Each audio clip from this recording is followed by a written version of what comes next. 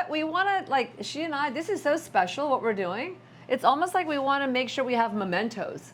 I can do it like this. Here we go. There we go. Cute. It's great, right? Yeah, it is great. I'm Meeru Dhalwala. I am the co-founder of Vidges and the co-founder of Lila Restaurant, both in Vancouver. My name is Shira Blustein. I am the co-founder of Lila Restaurant and also the founder of the Acorn restaurant. I was a touring musician for many years. Something about playing in bands and being really collaborative and that sense of community was deep in me. And I also was a vegetarian, and when I would come home from tour, I always felt like Vancouver needed some kind of better dining option for vegetarians. And I wanted to open a restaurant that I wanted to eat at. And then in 2016, I opened the Arbor, which is a restaurant 3 doors down. Arbor had a really fantastic 8-year run, and our lease was up. Meeru and I decided to open Lila together.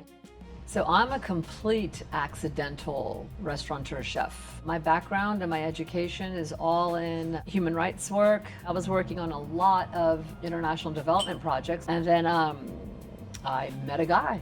And at that time, this guy, Vikram Vij, he had a 14-seat restaurant.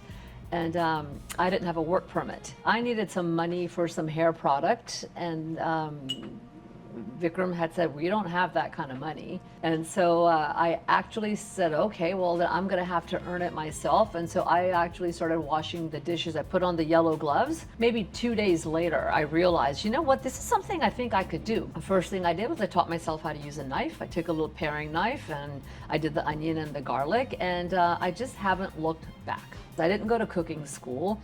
I didn't have any professional ego tied up to it. If it didn't work, it didn't work. It was just a new adventure for me, and so I just turned it into my own cuisine. At the Acorn, we're 100% locavore. So we only exclusively work with local farms, foragers, and those relationships are so incredibly important. We know the faces of the people who are growing our food. They grow their vegetables and treat the land with a sense of pride and respect.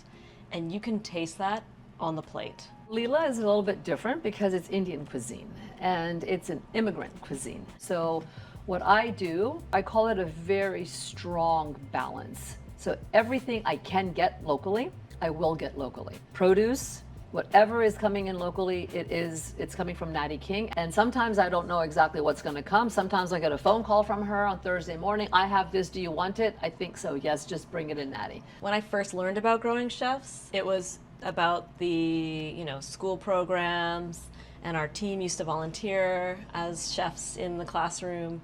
I grew up in Calgary, and we only got our vegetables at like the big box stores, and there was no connection between where the food came from. And so to see children understand where food is coming from, I think that's incredibly important. But now I'm a mother of 2 young girls, and I think it's even more important that I share with them the understanding of food, vegetables growing, seasonality, and the real sense of place, what we can grow here, what food means, how to prepare it. Growing Chefs does a great job of introducing that to children who wouldn't necessarily have access to that. It should not be a luxury, right? It should be something that every child has access to, so that when they turn 18, 19, 20 and head off into the world as adults, you know what? It's in their armor of how to take care of themselves. Well, Acorn joined, I think, the first year that we opened. So 2012, we were participating in Farm to Forks. And I think I remember seeing Meeru there. I mean, it's just like a vibrant kitchen party. You put farmers and chefs together and you get to see the magic happen. It's a real joyful and positive experience all around.